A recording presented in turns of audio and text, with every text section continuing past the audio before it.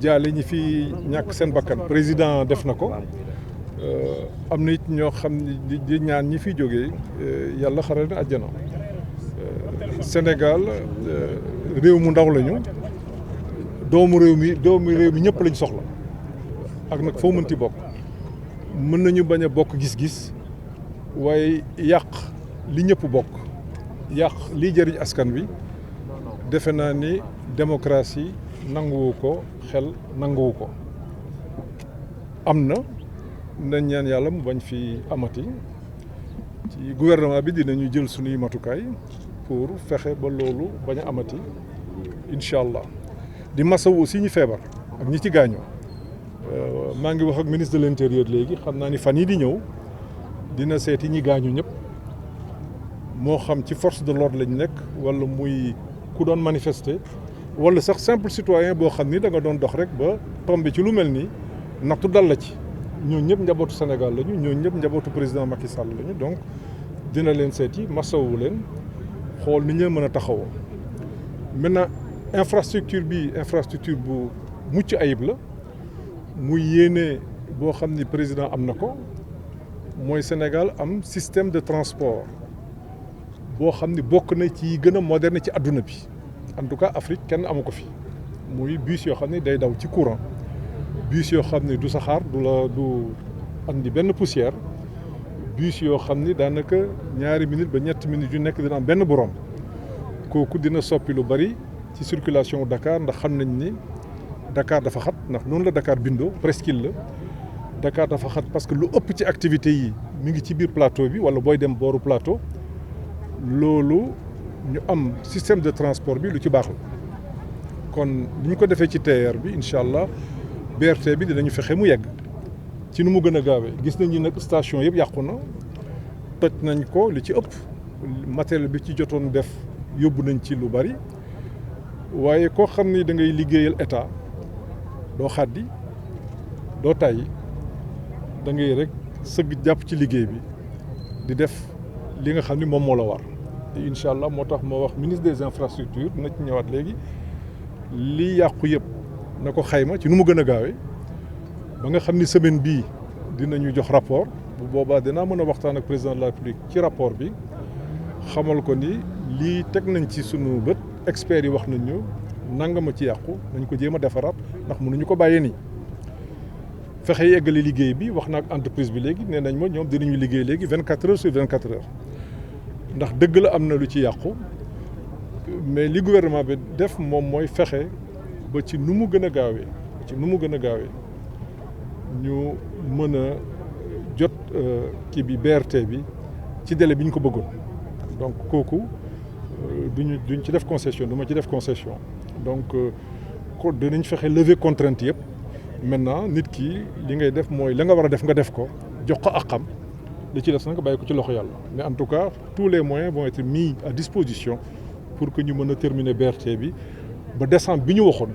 décembre boobu ñu mën ko inaugurer mettre ko à la disposition des citoyens leneen li ci des ci wàllu sécurité la ministère de l'intérieur mi ngi waxtaan ak ministère des infrastructures ni mu amee ci BRT bi mu am ñoo xam ni dañ leen di détaché ñuy toppatoo sécurité BRT bi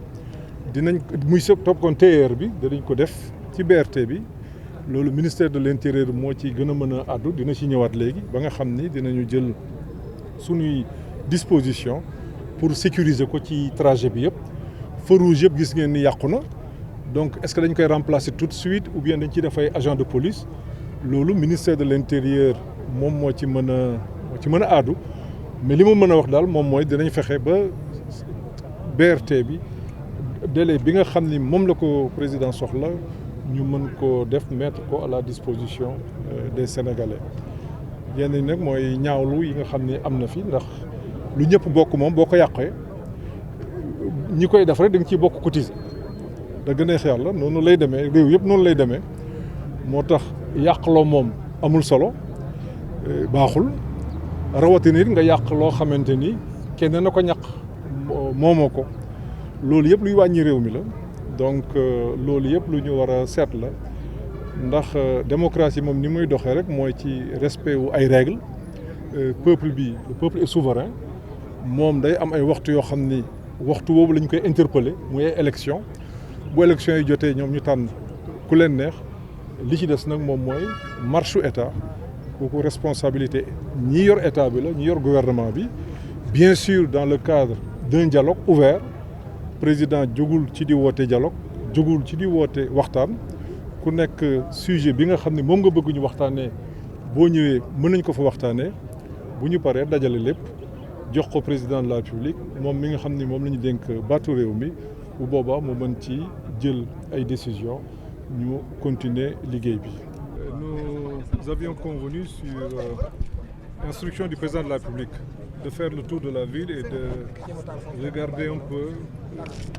disons, l'état d'avancement des projets suite aux troubles que nous avons eus. Avant tout, je voudrais, au nom du président de la République et à sa suite, présenter à nouveau nos condoléances les plus attristées aux familles des victimes et regretter ces morts. Tout comme nous souhaitons prompt rétablissement à ceux qui ont été blessés. C'est une manifestation regrettable, ou des manifestations regrettables que nous condamnons. C'est une violence inouïe que rien n'explique, que rien ne justifie. Heureusement, l'État est debout. L'État restera debout et l'État veillera à ce que les lois et règlements soient respectés. Le Sénégal a une tradition d'être un pays de droit et de liberté. Je pense qu'il est admis que l'on puisse avoir des divergences, mais quand même qu'on puisse, dans la limite des règles édictées par nos lois et règlements, que l'on puisse quand même ne pas arriver à un certain niveau. C'est bien dommage. Donc, j'ai visité aujourd'hui en compagnie des ministres de l'Intérieur et du ministre des Infrastructures le projet du BRT. C'est un projet de 450 milliards qui doit doter Dakar d'un système de transport de masse très performant et qui respecte l'ensemble des règles environnementales.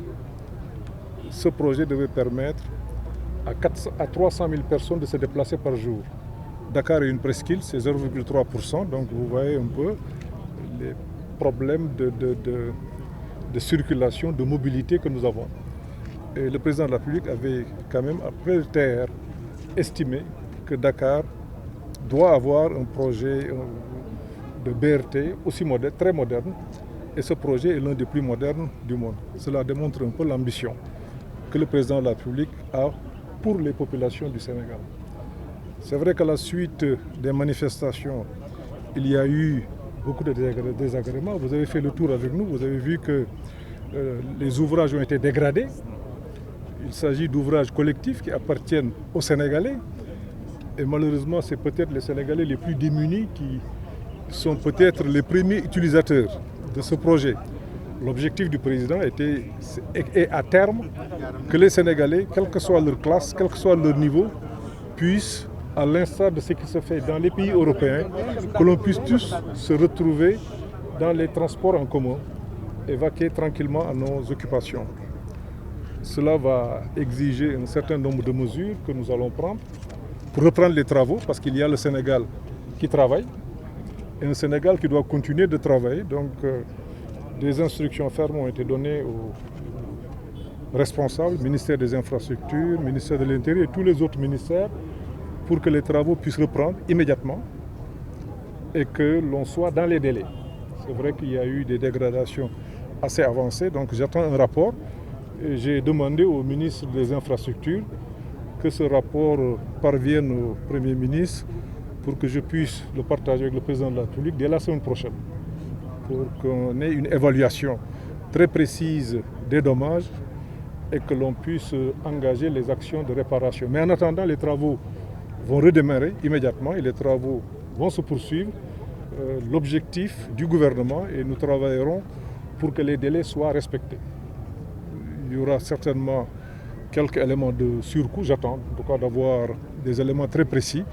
mais je pense que nous devons au mois de décembre pouvoir inaugurer ce projet et le mettre à la disposition des Sénégalais pour améliorer leur mobilité. Vous qui vivez à Dakar, vous voyez un peu les conditions dans lesquelles, nonobstant les efforts qui ont été faits, les difficultés que nous avons à nous mouvoir à l'intérieur de Dakar. Et ce projet devrait l'améliorer, donc on va vraiment travailler dans cette direction. On va tirer aussi les enseignements de cette crise sur le plan sécuritaire, et je pense que le ministère de l'Intérieur, en relation avec le ministère des Infrastructures, un programme de sécurisation va être initié. Et je pense qu'à l'instar du TR, on devrait avoir des unités spéciales qui s'occuperont de la sécurité du BRT. Mais ça, c'est le ministre de l'Intérieur pourrait revenir là-dessus tout à l'heure. Tout comme le ministre des Infrastructures pourront dire exactement quelles sont les mesures que le gouvernement va mettre en œuvre.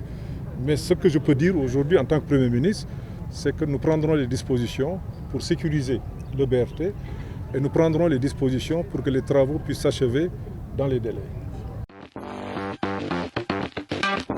FG Partner Shipping, un outil gagnant-gagnant. FG Partner Shipping est une plateforme qui met en relation voyageurs et expéditeurs. Avec FG Partner Shipping, les particuliers vous transportent vos bagages à moindre coût. FG Partner Shipping vous facilite le transport de bagages grâce à un rayonnage d'environ 10 à 20 km de votre lieu d'habitation. Que vous soyez en France ou au Sénégal, si vous prévoyez un voyage et que vous avez de la place disponible dans vos valises, nous vous proposons de vendre cet espace à un expéditeur qui souhaite envoyer des bagages de la France vers la France, de la France vers le Sénégal, du Sénégal vers le Sénégal et du Sénégal vers la France. FG-partnershipping.com. Contact @fg-partnershipping.com. Avec FG Partnershipping, les particuliers vous transportent vos bagages à moindre coût.